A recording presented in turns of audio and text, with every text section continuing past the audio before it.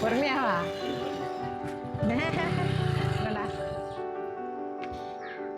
அதான் செத்து போயிடுச்சு. அது என்ன பண்ணுறது? ஃபீல் பண்ணி என்ன ஆகும்? இலையை ரெண்டாக கிழிச்சு சூடாக தண்ணி ஊற்றுறோமோ அதுதான். ஐயோ விழுந்துற போது உள்ள.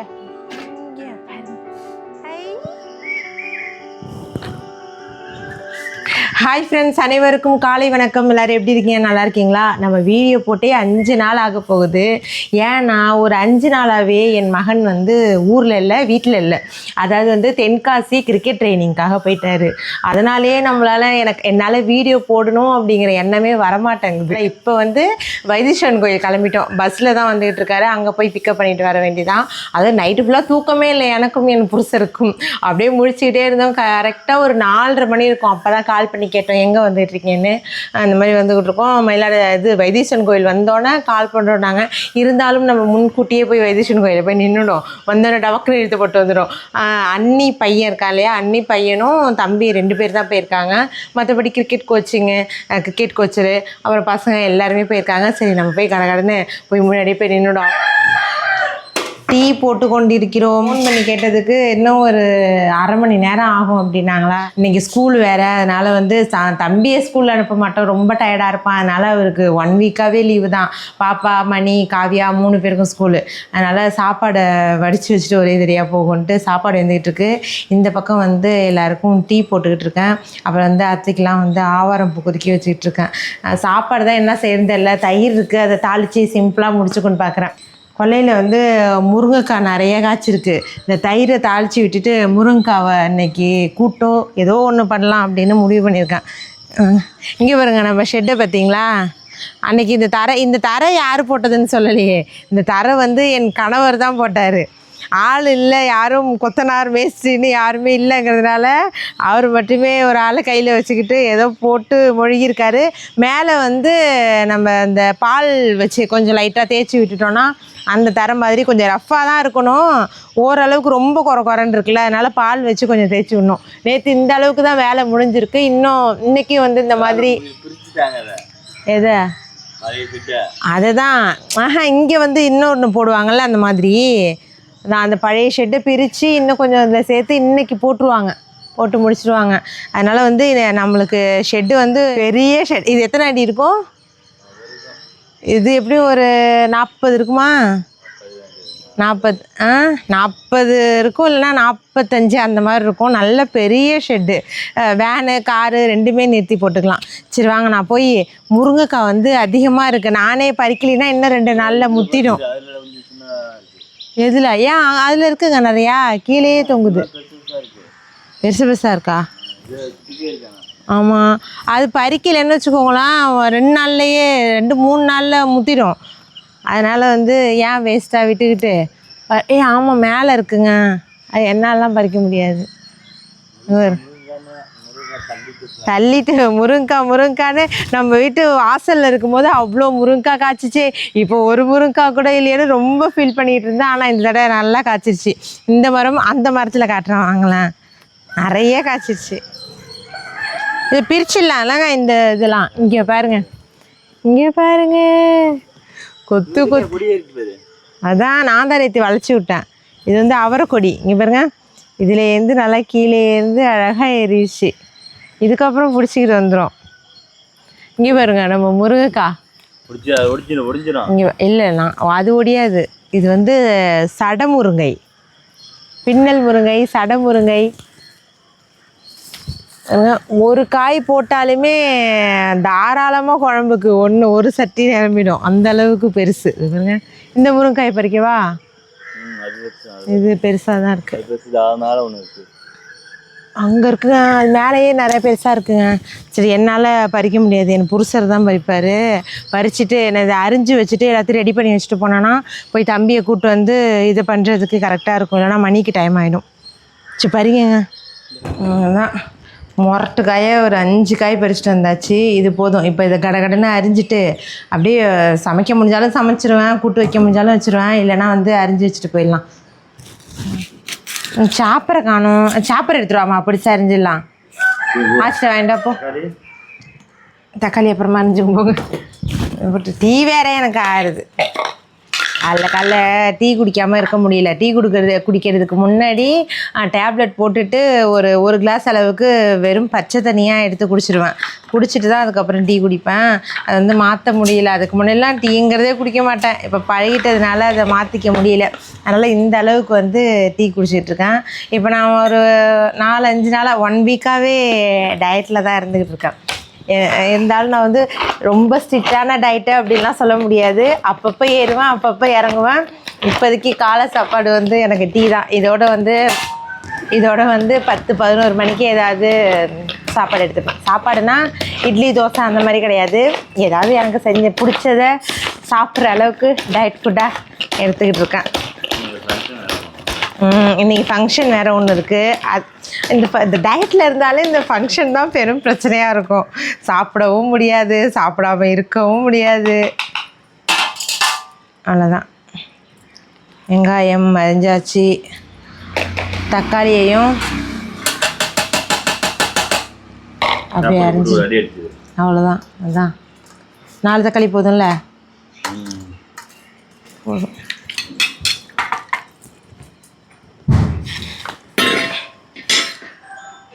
வந்துட்டான் போல இருக்கு. குட்டிமா ஃபோன் எடுத்துட்டு வா. இந்த வந்துட்டேன். குட்டிமா அதான் முருங்கைக்காய் தொக்குக்கு வந்து கடுகு சீரகம் கொஞ்சமாக உளுந்து போட்டுட்டு வெங்காயம் தக்காளி முருங்கைக்காய் இதெல்லாம் போட்டு வதக்கி லைட்டாக தண்ணி ஊற்றி அப்படியே வேக வைக்க வேண்டியதாக. அதுக்கப்புறம் வந்து நம்ம தூள் அதெல்லாம் சேர்த்துக்கலாம். டேஸ்ட்டாக இருக்கும், சூப்பராக இருக்கும். சிம்பிளான வீட்டில் இருக்கிற வச்சே ஒரு செம்ம சைடிஷ்னால் இது தான் எங்களுக்கு. அப்பப்போ இதுதான் செஞ்சு சாப்பிடுவோம் முருங்கைக்காய் சீசன் வந்தால். புரியுதா நம்ம அவசரத்துக்கு அண்டாக்குள்ளே கை விட்டாலும் உள்ளே போகாதுங்கிற மாதிரி சீக்கிரம் புரிய மாட்டேங்குது. அத்தை வதங்கிட்டு நான் கொஞ்சம் இஞ்சி பூண்டு மட்டும் போட்டு போயிடுறேன்.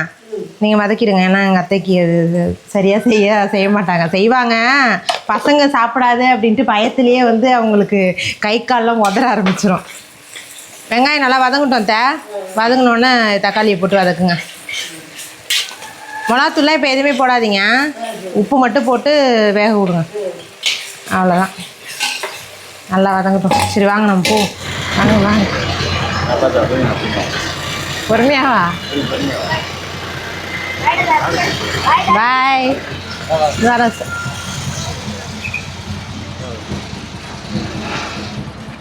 ஏறி பேக்கில் போ.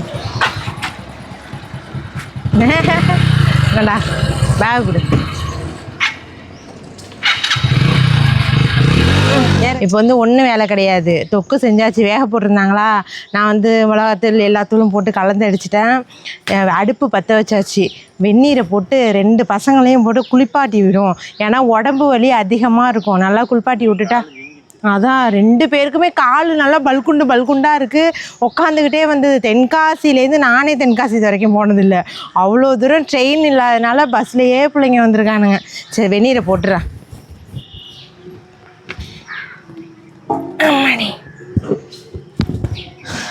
அதுதான் அப்படியே நல்லா சுடட்டும். ஹீட்டரை போட்டு உள்ளே குளிக்க சொன்னால் 2 பேரும் சரியாக குளிக்க மாட்டானுங்க. அதனால் இங்கேயே நல்லா வெந்நீரை பிடிச்சி நல்லா தேய்ச்சி குளிப்பாட்டி விட்டுறலாம். ஆள் தான் வளர்ந்துருக்கானுங்க 2 பேரும். இன்னும் சின்ன குழந்தைகள் தான். வெந்நீர் சுடட்டும். குட்டிமா குளிக்குதாங்க? ஆஹாஹா நல்லா கமன்னு இருக்கு. அவ்வளோதான். முருங்கைக்காய் தொக்கு ரெடி. அப்படியே சாப்பாட்டில் போட்டு மிக்ஸ் பண்ணியும் கொடுக்கலாம். நல்லா உதிரியாக இருக்குது பாருங்கள், உடையாமல். அவ்வளோதான். ஆஃப் பண்ணிடவா? ஃபஸ்ட்டு உப்பு பார்த்துக்கிறேன். கரெக்டாக தான் இருக்குது. அத்தை தான் போட்டாங்க, நல்லா கரெக்டாக தான் இருக்கும். சரி இப்போ அப்படியே தயிரை தாளித்து விட்டு அதை தாளிக்கணுமா? அதான் சும்மா வைக்கணும். ஏன்னா எங்கள் பசங்க வந்து தாளிக்காமல் தான் பிடிக்கும். தாளித்து அந்த அளவுக்கு சாப்பிட மாட்டாங்க. அவ்வளோதான். பசங்களெல்லாம் ஸ்கூலுக்கு அனுப்பி விட்டாச்சு. இப்போ வந்து தம்பி ஏதாவது ஸ்நாக்ஸ் செஞ்சு கொடுங்கம்மா அப்படின்னா, கடையிலலாம் எதுவும் வேணாம் உங்கள் கையால் ஏதாவது செஞ்சு கொடுங்கம்மா அப்படின்னா, சரி டக்குன்னு ஆமாம் நாக்கு செத்து போயிட்டு போல இருக்குது. அதனால் டக்குன்னு ஏதாவது செய்வோம் அப்படின்ட்டு ஒரு கிலோ பச்சரிசி மாவு வாங்கிட்டு வர சொன்னேன். இந்த பச்சரிசி மாவு வச்சு தான் இன்றைக்கி ஸ்நாக்ஸே. இந்த பக்கம் என்ன அப்படின்னா, வெந்நீரை போட்டு அதில் உப்பு போட்டு தேவையான அளவு உப்பு போட்டு வச்சுருக்கேன். இந்த பக்கம் ஒரு சட்டி, இந்த பக்கம் ஒரு குண்டான், பழுத்திருச்சு குண்டான். அது வந்து வேலையோட வேலையாக அப்படியே குளிச்சு முடிச்சாச்சு. அவனுங்களுக்கு வெந்நீரை போட்டு குளிப்பாட்டி விட்டுட்டு நானும் குளிச்சுட்டேன்.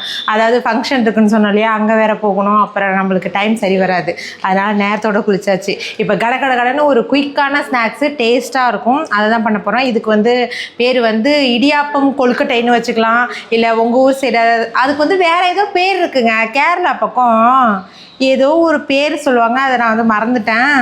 அப்புறமா நான் ஞாபகம் வந்தால் சொல்கிறேன். சரி, சட்டி ரெண்டுமே பழுத்து போய் நிற்கிது. இந்த பக்கம் வந்து ஒரு தேங்காவை வந்து நான் திருவி வச்சுருக்கேன். இந்த எப்படி அளவு அப்படின்னா, 1 கப்பு தேங்காய் எடுத்திங்கன்னா உங்களுக்கு ஸ்வீட் அதிகமாக வேணும் அப்படின்னா 1 கப் அளவுக்கு சர்க்கரை எடுத்துக்கலாம். நான் வந்து குத்து மதிப்பாக போடுறேன். இருங்க போதும் தண்ணி. நான் என்ன பண்ணுறது, பேசிக்கிட்டே கதை வச்சா அப்படி தான் இருக்கும். போதும்ல, போதும். இது 1/2 கிலோ வெல்லம், நான் ஒரு 1/4 கிலோ போட்டிருக்கேன்னு வச்சுக்கோங்க. போதும். ஸ்வீட்டு கொஞ்சம் கம்மியாகவே. இந்த வெல்லத்தை அப்படியே கரைச்சி நம்ம வந்து ஃபில்ட்ரு பண்ணிப்போம், ஏதாவது இதாக இருந்தாலும் போகும். சட்டி அதான் தீ பிடிச்சிட்டு. சரி அது இது பண்ணிடலாம், வடிகட்டணும்ல. சரி இப்போ வந்து இந்த மாதிரி ஒரு அகண்ட பேஷனை வச்சுக்கிட்டு, அது பரவாயில்ல, மாவு தானே, மாவு வந்து கொட்டிப்போம். ஸ்நாக்ஸ்னால் அவன் மட்டும்மா சாப்பிட போகிறான், நாங்கள் 4-5 பேர் இருக்கோம், எங்களுக்கும் தேவைப்படும். அதனால் வந்து 1 கிலோ மாவையும் கொட்டி கொள்கிறோம். கொஞ்சோண்டு மாவு எடுத்து வச்சுப்போம், ஏன்னா வெந்நீர் ஊற்றுறோன்னா மாவு வெந்து அதிகமாக வரும். சரி என்னது ஏங்க திஞ்சிட்டுங்கிறீங்க? ஒன்றும் தீயலாம் இல்லை, அவ்வளோதான். இதில் வந்து நம்ம உப்பு போட்டு தானே வச்சுருக்கோம். அப்படியே இந்த இதில் வெந்நீரில் அது ஃபஸ்ட்டே உப்பு போட்டு வச்சுட்டேன் நான். சுடும். ஒரு கரண்டியை வச்சு மிக்ஸ் பண்ணி அப்படியே மூடி வச்சிரும். ஆறுனோட தான் போய் செய்ய முடியும், ஏன்னா வெந்நீர் தலைபுலன்னு கொதிக்குது. கதவை சாத்துனதுனால வேர்க்குது. கொல்லையில் தான் உட்காந்து சுட போகிறேன். இங்கெல்லாம் நின்றுக்கிட்டுலாம் நம்மளால் 7 மணி நேரம் சுட முடியாது. இதை வந்து அப்படியே சுடு தண்ணி ஊற்றி நல்லா மிக்ஸ் பண்ணி வச்சிரும். தண்ணி வந்து ரொம்ப ஊற்றிடக்கூடாது, ஓரளவுக்கு போதும். இல்லை, ஓரளவுக்கு இப்படியே இருக்கட்டும், அவ்வளோதான். இதை அப்படியே ஆறட்டும். நம்ம இந்த இது இருக்கு இல்லையா, இதை வந்து வடிகட்டிடும் இந்த வெல்லத்தை.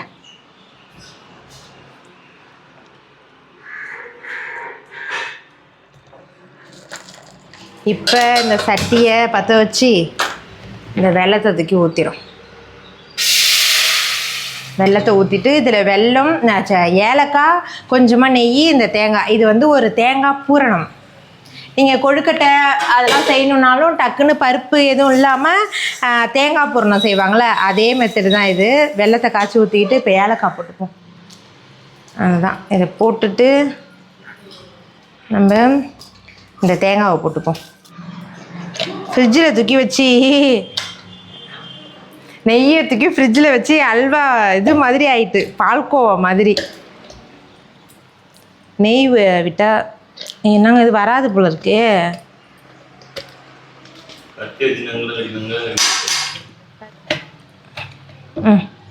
இந்த அளவுக்கு நெய் சேர்த்துப்போம். அவ்வளோதான். எல்லாத்தையுமே அப்படியே மிக்ஸ் பண்ணி, இப்போ அப்படி தண்ணியாக இருக்குல்ல, இந்த தேங்காய் எல்லாம் அப்படியே திரண்டு ஒரு இது லட்டு பிடிப்போம்ல, அந்த மாதிரி பதத்துக்கு வந்தோடனே ஆஃப் பண்ணிட வேண்டியதான். இது டேஸ்ட் நிறைய. இந்த மாதிரி செய்கிறதுலையே நம்ம வந்து இந்த கடலைப்பருப்பு இருக்குல்ல, கடலைப்பருப்பு அதை ஊற போட்டு அவிச்சு அதை இதோட சேர்த்து செஞ்சிங்கன்னா அதுதான் வந்து பருப்பு பூரணம். அவ்வளோதான். மாவு நல்லா ஆறி போயிடுச்சு, உருண்டையும் பிடிச்சாச்சு. நான் 1 கிலோலேருந்து ஒரு 3/4 கிலோ அளவுக்கு தான் எடுத்திருக்கேன். இந்த அளவுக்கு போதும், ஏன்னா இதிலே உட்காந்துட்டானா வேலை எனக்கு இதிலே போயிடும். அவ்வளோதான். அடுத்தபடியான வேலை இங்கே பார்த்தீங்களா, நம்ம சவுக்க கொள்ளை இருக்குல்ல, அதுலேருந்து பிடிங்கிட்டு வந்தது. அதுலேயுமே வந்து அந்த கருவை விரவெல்லாம் இருக்குல்ல, அதுவுமே கலந்துருந்துச்சு வயலில். எல்லாத்தையும் கட்டிட்டு வந்து வச்சுருக்கோம். நிறைய பேர் என்னம்மா வயல் எரிஞ்சிருக்கு கஷ்டமே இல்லாமல் சொல்கிறீங்க அப்படின்ட்டு. கஷ்டத்தை சொல்லி என்ன ஆக போகுது, எரிஞ்சது தான். நம்ம ஃபீல் பண்ணால் மட்டும் திருப்பி வந்துடே போகுது. அதனால் போனது போகட்டும், மழை நாளாக இருக்குது, துளிர் வர்றது வரட்டும், இல்லைன்னா திருப்பி ஏதாவது பார்த்துப்போம் அப்படின்னு. அதான் செத்து போயிடுச்சு. அது என்ன பண்ணுறது, ஃபீல் பண்ணி என்ன ஆக போகுது, அடுத்தது என்ன நடக்கணுமோ அதை பார்த்துட்டு போயிட்டே இருக்கணும். சரி, ஓகே. இப்போ வந்து நான் என்ன பண்ண போகிறேன்னா, நம்ம வந்து ஒரு இலை தான் இதுக்கு வேணும். அதை அப்படியே வச்சுட்டு ரவுண்டாக கட் பண்ணிப்போம். நான் வந்து இந்த சைஸுக்கு இலையை கட் பண்ண போகிறேன். இது கரெக்டாக தான் இருக்கும். ஏன் ரொம்ப சின்னதாக இருக்குங்க. இல்லைனா வந்து கட்டமாக கட் பண்ணி அப்படி மடிச்சிடுமா? அப்படின்னா நம்மளுக்கு ஈஸியாக இருக்கும். இலையும் மிச்சப்படும்ல, இலையும். சரி, இப்போ நான் என்ன பண்ண போகிறேன்னா, நான் பண்ணுற மாதிரி நீங்களும் பண்ணுங்கள், ஈஸியாக இருக்கும். ரவுண்டாக செய்கிறதுக்கு இந்த மாதிரி செஞ்சுட்டு போயிடலாம். இலையை 2ஆக கிழிச்சு ஒன்று தெங்கி வச்சிரும்.